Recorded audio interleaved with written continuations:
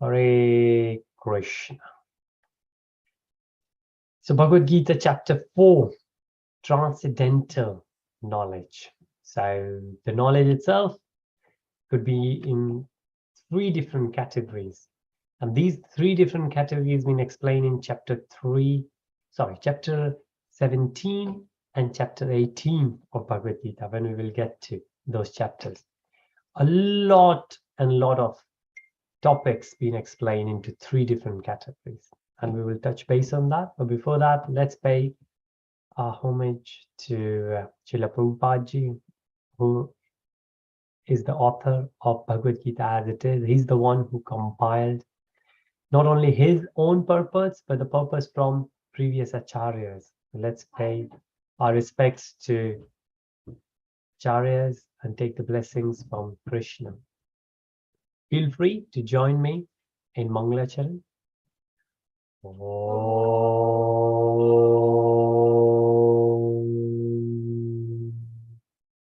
Ajnana-timirandasya jnana-jana-shalakaya chakshurunmilitam yena tasmai Shri Guruve namaha.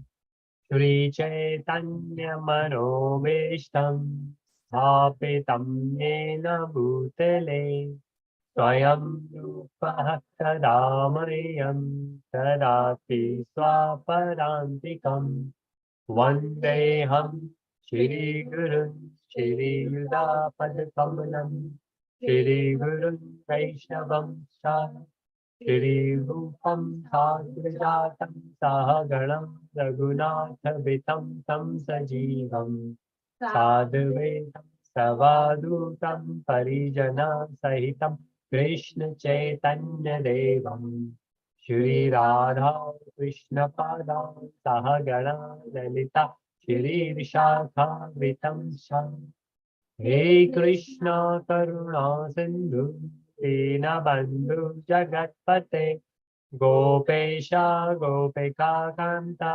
Radha Kanta Namostute Tapta Kanchan Gaurangi Radhe Vrindavaneshwari Vrishabhanu Sute Devi Karma Hari Priya Vanchakalpatarubhyascha Kripa Sindhubhya Evacha Patitanam Pavanebhyo Vaishnavebhyo Namo Namaha Namo Om Vishnupadaya Krishna Preshtaya Bhutale Shrimate Bhaktivedanta Swami Niti Namane Namaste Saraswate Deve Gauravani Pacharine Nirvishesha Shunyavadi Paschat Deshatarine Jai Shri Krishna Chaitanya Prabhu Nityananda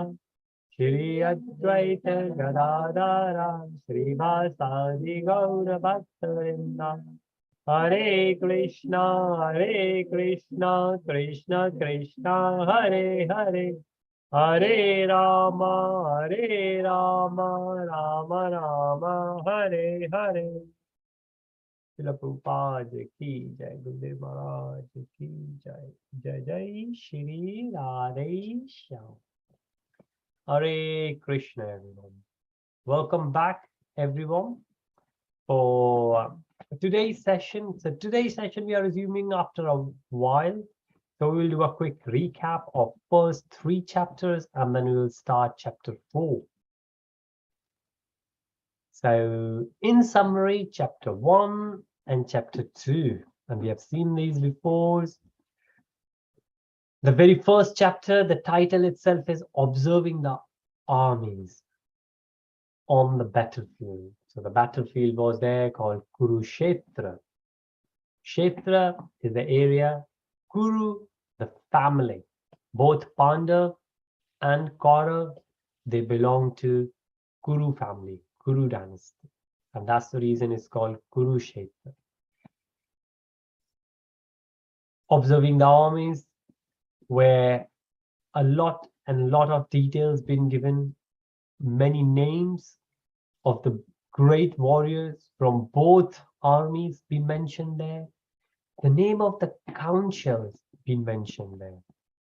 Some of the great ones, the council of Krishna, council of Arjun, Bhima, Nakul, Sahadev, Yudhishthir, all those been mentioned. There is a story behind each of them. But what's more important than the names of councils, that right at the end of first chapter, or the last phase of first chapter, Arjun started lamenting. Arjun left his Gandiva, his bow and arrow, and he said, I can't fight. And then he started explaining the reasons why he can't fight. So the very first one, he said, I have so much compassion I have for, because both sides, they were family members. And not only that his own army gonna, or some of them gonna die, but you could see that the other side, whom he's responsible to kill, they are his own family members, right? And he's saying, I don't want to kill anyone. So the very first thing was compassion. Now somebody will say, well, compassion is very important. Of course, we all should be compassionate. One of the incarnation of Krishna himself through Vishnu is Lord Buddha. And one of the main things Lord Buddha said is compassion. Then there are many more offshoots of Sanatana Dharma, Hinduism, like Jainism. And there, Lord Mahavir, one of the sages of, obviously those who follow Jain, they consider Mahavir as the Lord himself. He also emphasized so much on compassion. Of course, compassion is a great virtue to have. But we got to think where we are. Now imagine if a police person will have compassion on thief, or a judge while giving the sentence will have compassion on the person he's going to give the sentence.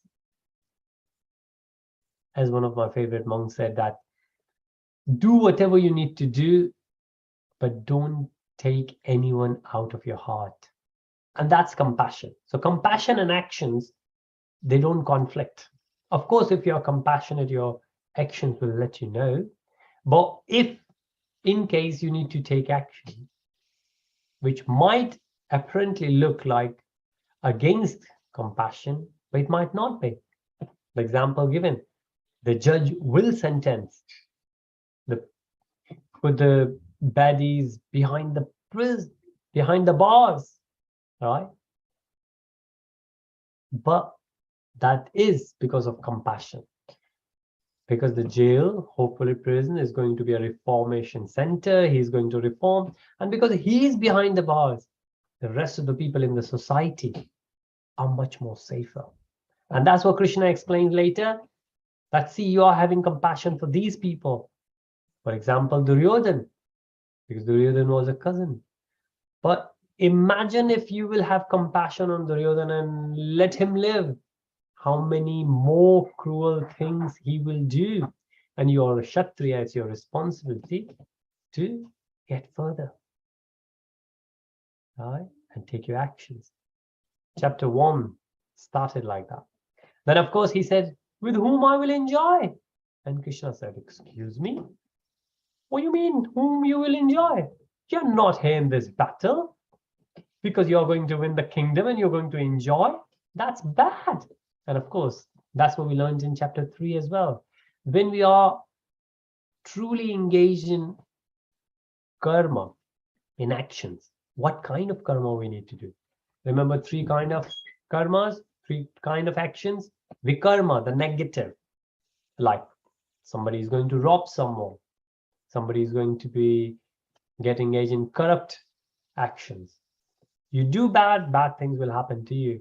But this is vikarma, right? V for Victor. Vikarma. And then we have sa-karma. S for sugar. Sa-karma. And sa-karma is when you do good things, hoping good things will happen to you. Right? A lot of people do yajna. A lot of people do chanting, expecting things will improve. Or we don't do chanting for that. Or we don't pray to the God, requesting, please God, I request you. A lot of business people, they do it. And Prabhupada also said that it's like a trade. That Prabhu, Krishna, I will pray to you, but please take care of my family. Right? And if something happens to the family or one of the family members, then the trust, the faith on the Lord goes down, gets broken, shattered. No. We understand we all are responsible for the reactions of our previous karmas. And they will come. And they better come. Because until and unless we face them, we can't move further. Right? We can't. It's like we have given the exam and we know we have given the bad exam. We wrote it badly. So we know the result will be bad. But only when the result will come, we can improve and we can move further. We might be able to reset it. We can do it again. But until unless the results will come, we will not. So we have to. And that's what we say, fail. Once we will get the failure, that's not the end. Let's make that failure as a stepping stone. Step on it and move on. There's no one who wouldn't fail. A lot of people said that Krishna was a big failure because he could not save his own family. That's not true, right? Because he planned it such a way. But the idea is that failure is not the end of it, from a student point of view anyways. So compassion, Krishna said, nope, not for the baddies. Enjoyment, no. And there's fear of sinful reaction. I'm going to do sin. Krishna said, you're not going to get the sin because you are doing it for dharma. Right? You are doing it for the good. Same thing. When the soldiers from one country, they kill the soldiers of other country, they are fighting to save their own countrymen. They are not going to get the sins because they are there to defend. They're not actually attacking. They're just defending. And attacking is one way of defense for them. Right? Of course, if you are someone like Alexander who's moving from one country to another just to kill people and their army is killing others, then that's not defense because intentionally you have gone there to capture their land and of course the natural resources and all. So Krishna said, no, you're not going to get the sins because, and again, it depends on the intentions we have when we do the actions. And the last one, destruction of the family, because we are going to kill all of them, especially the men. What will happen to those women and their children? And Krishna said, don't you worry about that, because if these men gonna live, then anyways the tradition is broken because they are not going to give anything good to their children. And if they will only give the bad things because they are bad themselves. So these were the 4 reasons which in chapter 1 Arjun gave. And then last one, 2.6, Bhagavad-Gītā chapter 2 verse 6, Arjun said, because of these 4, I can't fight. So the way we remember, C for compassion, D for destruction, E for enjoyment, F for fear. C, D, E, F. And because of that, I cannot fight. And then in 2.7, he surrenders. So far, see, everything is red because he's giving all the reasons. But now 2.7, he said, Krishna, actually, leave all my reasons aside. I'm there. Karpanne dosho pahatas sabhava pachamikam dharma samula cheta. He says, I totally surrender to you. Please instruct me. And that's when Krishna started. That's how chapter 2 started. And then chapter 2 went further in details. Chapter 2 is the summary of the whole Bhagavad-Gītā. And that's why Krishna explained Sankhya philosophy, which is the analytical study, which is analytical study means you try to understand the small bits. You understand, you try to break it down. And we will see that later as well. You can, because chapter 6 will come, and chapter 6 is much more detailed on Sankhya Yoga, where we understand how this body works. And this is what some yogis, they do. They sit down and they try to understand. They try to analyze every single thing. Lord Buddha, when he was a child, he used to analyze. He would just sit for hours and analyze the ant just walking by. And he's looking. He's amazed, right? It amazes me actually that a lot of us, we look for the miracles, a lot of them, right? And then you say, wow.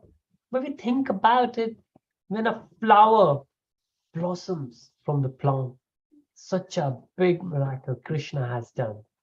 And somehow we just take it for granted. And every day we have kind of taken it to, well, it depends where we are. We have taken it as a guaranteed thing that sun will come out. Could we imagine one day if sun won't come out? No. I was reading one book to Shivani, and Shivani said once, the book said, I don't know which country. Well, so the book has different chapters, and every chapter belongs to a country, like a folktale.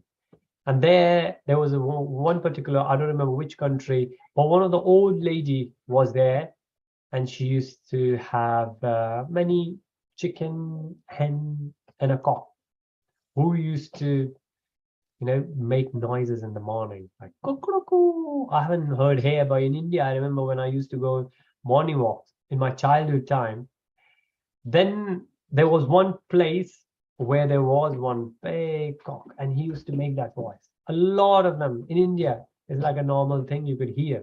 You're much more closer to nature. And in one of the countries, one of the village, this old lady had it. And for some reason, she got upset with someone in the village, and she said, that's it. I'm leaving. I'm leaving this town. Why? You upset me. And that somebody else said, all right, okay, if you want to go, go. And she said, what? If I will go, I will take all my chicken, hen, and my cock. You know what? If he's not there, the sun will not come out. Of course, when she left, sun did come out, because it wasn't that cock used to make the noise, and then sun used to come out. Because sun used to come out, the cock used to make the noise. But this is how some people do it. This is somehow people think that because we sat down, we are doing it, we will force Lord Krishna to come and appear at the front of us. What we can do, we can give our own efforts. And then is the mercy whether Krishna will come or not, right? Well, sun can decide not to come. But these are kind of miracles we need to observe much more closely. It's all over us, all around us, every day, single day, every morning. One of another Prabhuji, Gaur Gopal Prabhuji said that every morning we open two beautiful gifts, which are our eyes, right? Imagine one day if our eyes will not open. The whole world will go black for us, right? Yet, when we wake up, we never say, thank you, Krishna, you have given to us. Thank you to our parents that they have given us such a beautiful life, right? So if we live like that, we will never complain, because we have so many blessings to count for. How are we going to go and pick for those things which you don't have when we are busy in counting those things which we have? But of course, we take them for granted. Sankhya Yoga will go in detail and will give us much more appreciation of this physical body, right? But of course, that's not the aim of Bhagavad-Gītā. That's one kind of yoga which is available, we call Ashtanga Yoga. Also, going further, Dhyan Yoga, which is the title of chapter 6, and we will see this in chapter 6. Or mainly Atma Yoga, which is soul, that we are not this body, we are soul behind. And how to reach to the soul through the medium of the body, we will see that in detail. So there are 26 elements, and if 26th element is the soul, then what are 25 elements? We need to observe, we need to count, so we can reach to the 26th, which is the soul. That's the kind of analytical study of matter and spirit. Matter is the body, spirit is the soul. And then Karma Yoga, we have seen three difference: Vikarma, negative; Sakarma, positive; Nishkam Karma Yoga, neutral. We don't expect anything. We do still good karma, but we don't expect anything good to happen with me. It's like when we offer water, milk, juice to anyone, any guest who comes in our house, we don't expect them to give anything to us, do we? No, not even appreciation, because that's our duty. A guest has arrived. We are supposed to serve them. We don't expect anything, but they should praise us. They should appreciate it. If they do, good. But we don't expect that, do we? And because that's our duty, and that's how. This is what Krishna is saying to Arjun. Don't fight for the enjoyment. You might get it anyways, but that's not. You are Kshatriya, you are a warrior. It's your duty to fight. And that's the reason you should be fighting. And then from Karma Yoga, move to Buddhi Yoga, or what we said, Nishkama Karma Yoga, NKY. Right? So this is explained in more details later as well, but this is also called Buddhi Yoga. Buddhi is intelligence. When we put intelligence to a karma.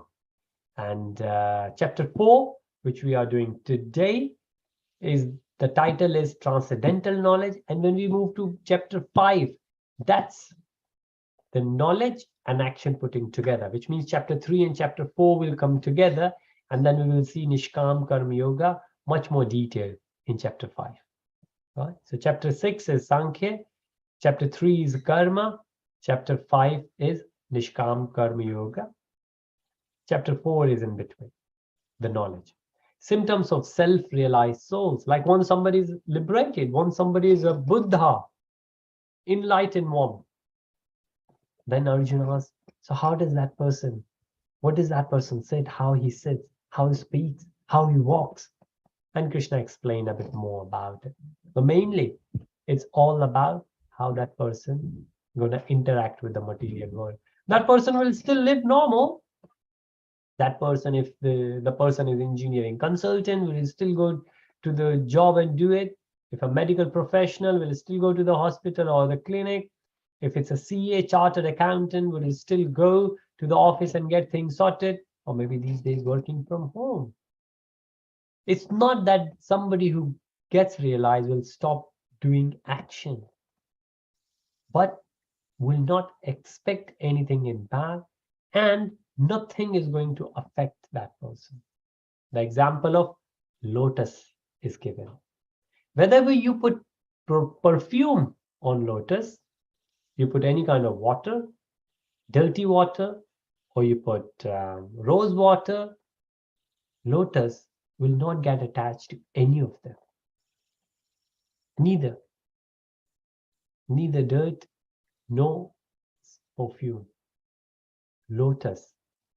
And that's why a lot of time, number of places, lotus has been referred in the spiritual scriptures.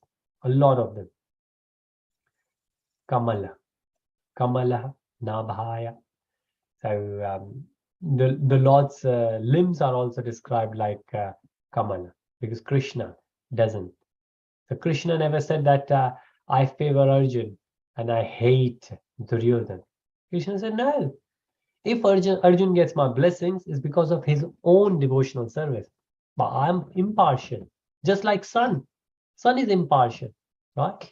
Whether we will go out or not, sun is impartial. Whether we are doing something good or bad, sun will give us sunlight.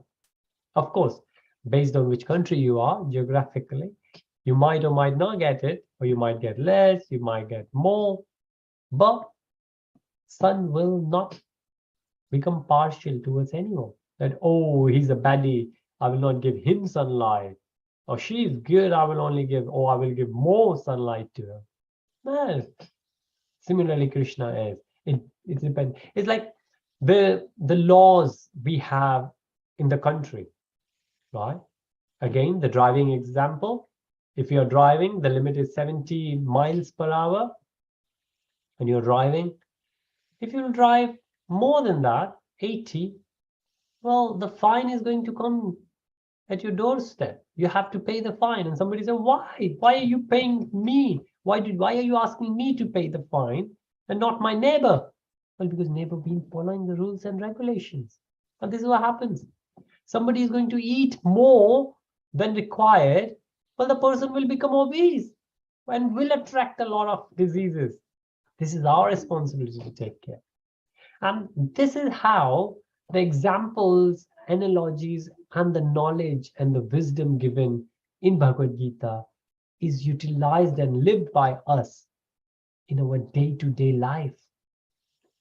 The decisions we make, the understanding, better we understand Bhagavad-Gītā, the wiser decisions we will make in our life. And we make decisions all the time. Like we went for a walk, and while we were walking, we reached to a point where we needed to decide whether we go left or right. A simple decision. But based on that decision, where we ended changed, our destination changed.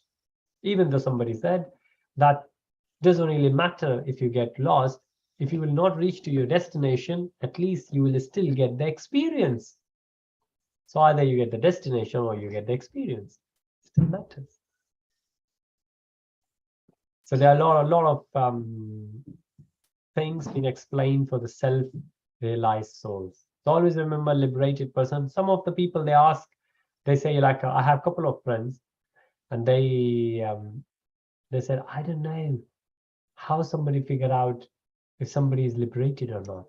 I said, well, it's given in chapter 2, because they had the doubt that they were liberated. When I shared this with them, they realized they are not. So it's really good to find out where the information is. And Prabhuji, who put together this slide, this whole presentation, he did a great job because it's so easy for us to find out. So this is chapter 2 summary, and then chapter 3, Karma Yoga. Right? A lot of details being given here. So very briefly, if we just go. So Arjun asked the Lord, why Krishna? Why do you want me to fight? Because in chapter 2, you have already explained me that Buddhi Yoga, Nishkam Karma Yoga is better. So why do you want me to fight here? And then Krishna said, Arjun, you didn't get it. Let me explain you better. And I would say it's so good that Arjun didn't get it. Otherwise, there wasn't any further Bhagavad-Gītā. Imagine if there were only so many verses, 70 plus verses in chapter 2. That's it. No more.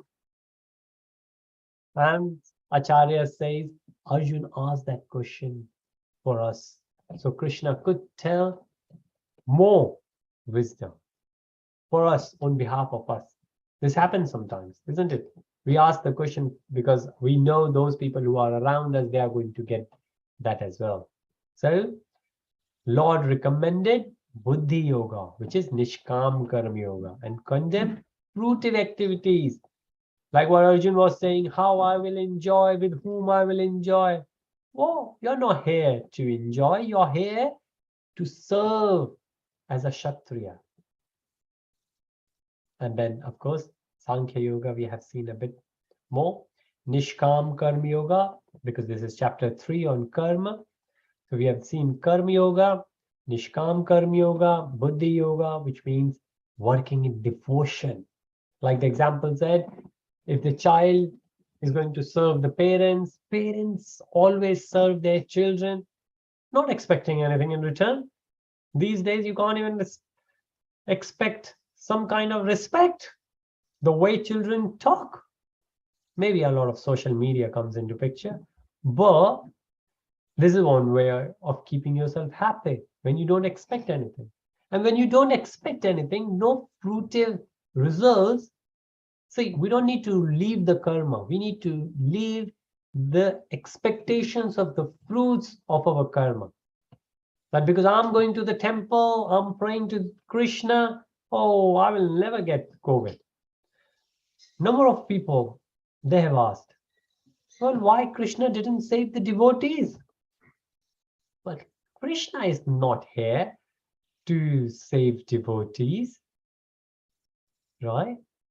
Krishna said, I will come down to deliver, not to protect devotees, to deliver. And what does deliver means? Krishna said, I will protect what you need and provide what you might not have and you will need in your spiritual progress further. Krishna never said, I will come and I will protect a devotee. Devotee will never become unhappy. Imagine, Krishna was there right next to Arjun. In the same battle, Arjun lost his favorite son, Abhimanyu, right? Because everyone get the results of their past karmas. And Krishna doesn't interfere in that. So we need to understand that better. Again, not misunderstanding, but a proper understanding what we're looking for. So what we learned, that performing work in devotion, which is what we call KC, Krishna consciousness. When we are in Krishna consciousness, whatever we do, we're performing devotional activity. Somebody say, what does that mean, devotional activity? When we are cooking food, when the mother, father, they cook food for the children, rather than thinking that we are cooking for the family, how about we think we are cooking for the Lord? Well, we might have temple in our home. So whatever we cook, we offer to the Lordship, to the God, to Krishna.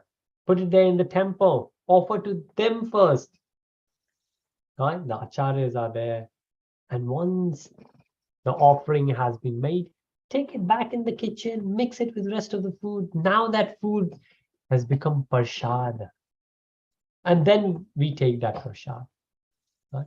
And then that cooking, preparation of the food, becomes preparation of the prasadam, becomes devotional service, because we've been thinking about Krishna while making food.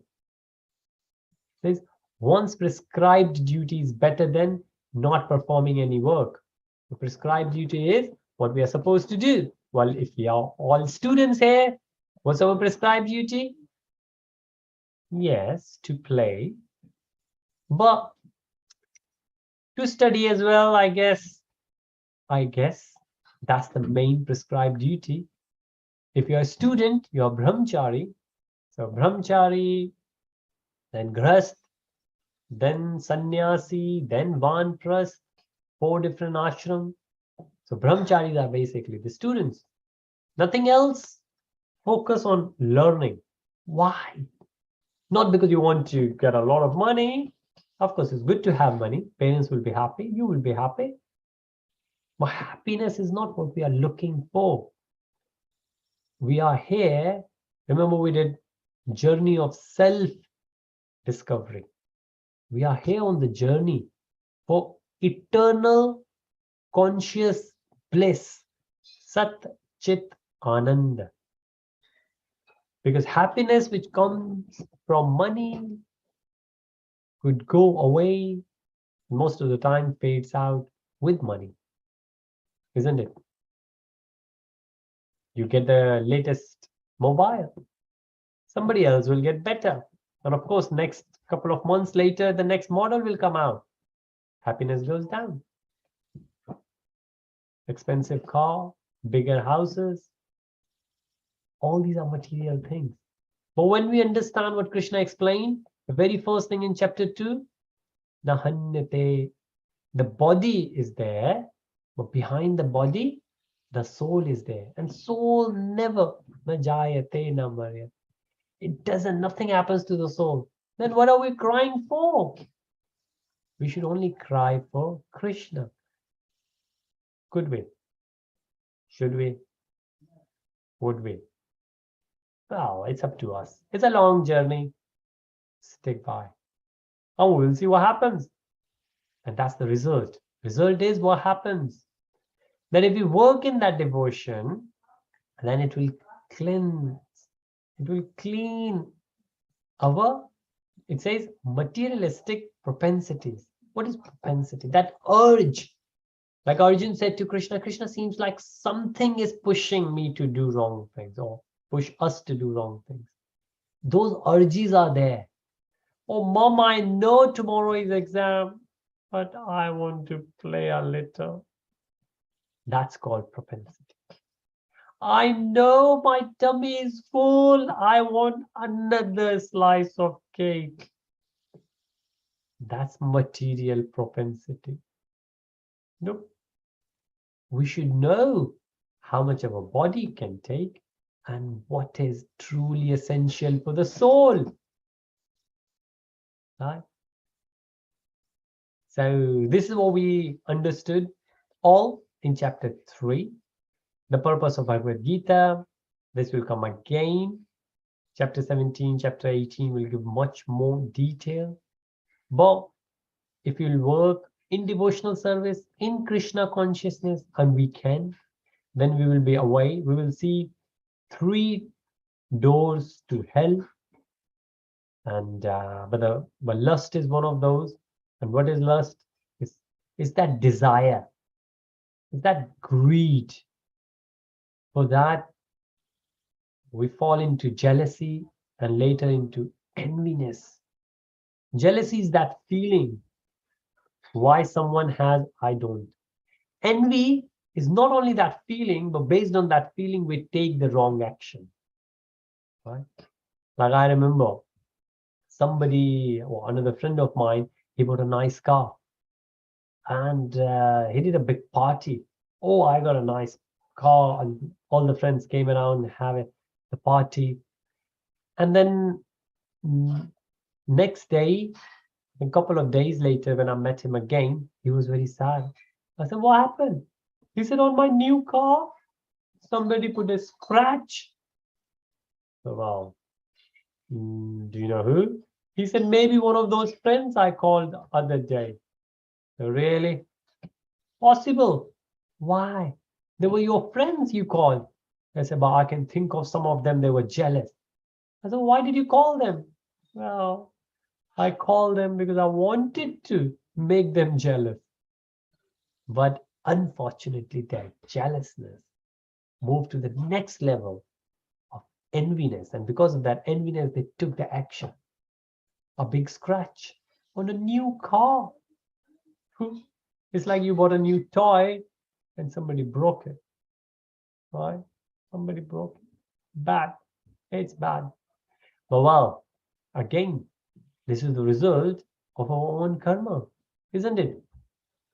Because we wanted to. The guy wanted to make his friend jealous. And then he had those propensities. So we get away with that. Get away in the sense that we don't get those if we engage ourselves in Krishna consciousness, because we don't get jealous from anyone. If somebody else got something, that's because of his past karma. If we didn't get something, this is because of our past karma. And again, if we consider what we have received, it's very silly to cry for what we haven't received, right? How much we have received. And I'm not talking about those things money can buy. I'm thinking in terms of, we have nice parents, right? We live in a country where sun comes out. There is an incident where, if you know a bit of European history, well, you might know Alexander the Great, as he was called. He was from Greece, and he was roaming around.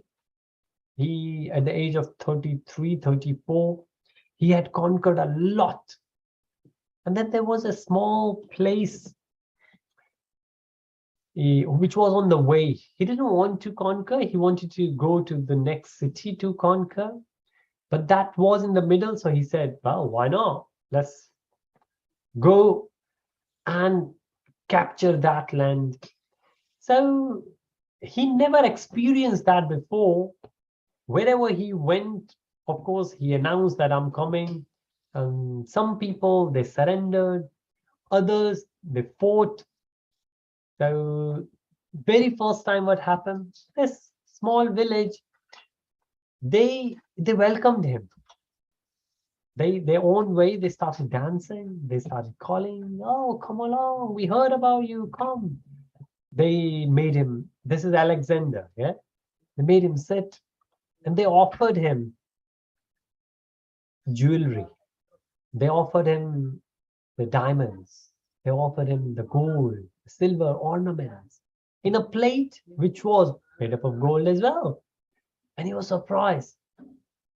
And the head of that village said that, yes, yeah, we have this and we have kept it our own treasure because no one comes around. So we always had it.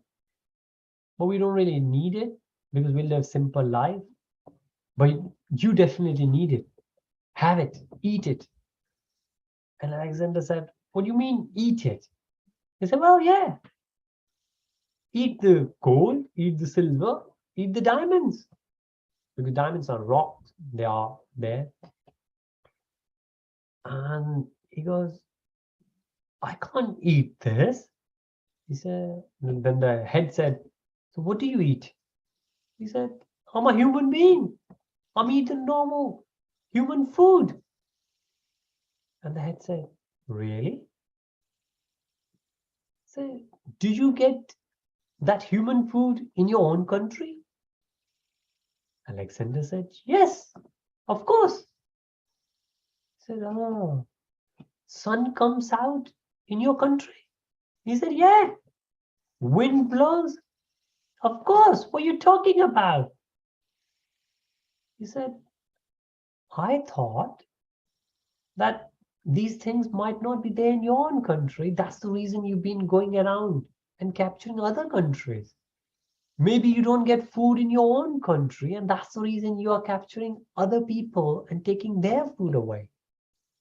And it says the very first time, Alexander the Great, apparently, it stuck so hard to him that what he has been doing, even though that didn't change him, but that's stuck to him so hard that when he reached to India and one of the Indian sages said something very similar, then these thoughts came to him. And there are few incidents recorded like that. So it doesn't really matter how much we have. If we have this lust, this desire, this greed, then we will never be. And this is why it says, lust, all devouring enemy. Enemy, not the enemy of others. It's the enemy of our own. If we have the desire to have more, desire to gather more, desire not to share with others, then that desire is very bad. This is what material desire is. This desire itself is the enemy. Right? There's another beautiful analogy that in our own body, for example, COVID affects us when it's in our body. If it's outside, it won't. But if it's in our body, it will affect us. Right? So something which is in our body can affect us. And something like a medicine, those days, medicine used to be in the jungle. Right? Like Lord Rama said, Hanuman, to bring the medicine. And of course, he got the whole mountain. So on the mountain, in the jungles, those oshadhis, the medicines used to be there. Now, something which is inside our body is harmful. We don't want. Something which is far away, but good for our body, we want. What do we understand by that? That even if we have someone so close, but with bad intentions, and someone so far away, but with good intentions. It doesn't really matter if something is close or far. What is intentions, right? So when we have the desires, material desires, we could have spiritual desires, desire to serve everyone. This is what Srila Prabhupada ji did. And he encouraged everyone to go out and serve others. This is also a desire. But now this desire is for Krishna, because this desire doesn't have anything in return. Of course, if someone say, oh, I want to serve, I want to cook for everyone, so everyone will say, oh, I'm great cook. Then this is a material desire. This desire will break you down, will slow your progress on a spiritual path. This is a material, even though the action might appear as the spiritual, because you are cooking for devotees. But the desire itself, if it's for the praise, then that's material. Right? We should never have it. So, of course, we are running out of time now. Not running out of time, we are completing the time now. So this is the synopsis of chapter 4. We have done the background of chapter 1, 2, and 3. Fourth chapter is titled Transcendental Knowledge. And as you can see, gray, blue, orange, and red. So we will come back next week and we will start chapter 4. But think of it, chapter 4 itself says, we will do that slide as well. But chapter 4 is split into 5 different sections. The title itself is Transcendental Knowledge. Now, what is transcendental? We have 3 modes, right? We have 3 modes of material nature. The way I remember, MMN, material mode of nature. One is goodness. So when we do good things, it's mode of goodness. One is, of course, passion. When you really go out and want to do things. Then we have ignorance. We don't want it, but still it's there. When we eat too much, when we watch too many movies, right? We get into ignorance. We do ignorant things. And a lot of things we will see in chapter 17, chapter 18, where things, not the things as well, the attributes, like the knowledge. Knowledge is split into 3 different categories, and we will see what kind of knowledge is in goodness, what kind of knowledge is in passion, what kind of knowledge is in ignorance. Cooking, the food, what kind of cooking is in goodness, passion, ignorance. Many examples being given. What kind of food is there? What kind of understanding? When we try to understand things, if you see, when the teacher makes things clear for the students, teacher sometimes asks, what did you understand? Now, teacher explained the same thing to 30 students, but every single student might have understood very differently.